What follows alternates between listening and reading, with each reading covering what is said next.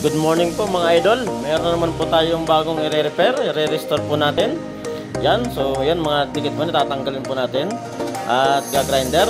At ito na po, gagrinder na po natin mga idol.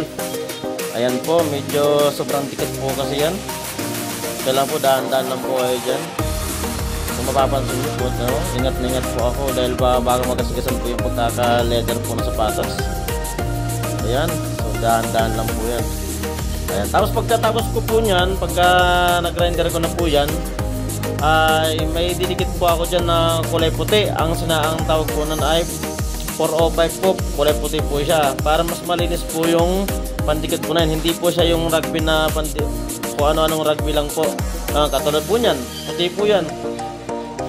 Kaya yung pagdidikit po na yan, ay kailangan po medyo maingat lang. At yung bawat gilid, wag lang lalagpas-lagpas. Yan, kasi pagka nadikit na po yan sa sapatos, eh mahirap na po kasi tanggalin.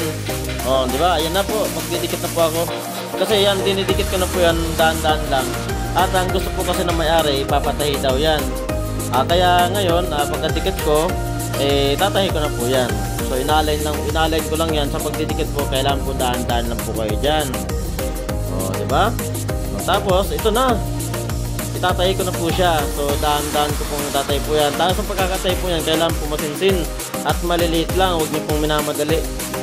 Yan, kung mapapansin niyo, kung pagtatahi ko po, medyo ako dyan, medyo mabilis kasi ang kamay ko. Kaya mga idol, kung yan po yung mga tahi po na yan, di ba napapansin niyo, yan, nilalapit ko pa. Ayan, ito mo, maliliit po yan. Ito na po yung pinaka-resulta mga idol. Di ba? Tingnan niyo po ng mabuti, tapos malinis po ang paligid po yan. May konting lagpas po na rugby yan, lilinisin ko naman po yan. Ayan, tingnan yung mga idol, diba? So yan po yung pinaka-finished product na. Maraming salamat po!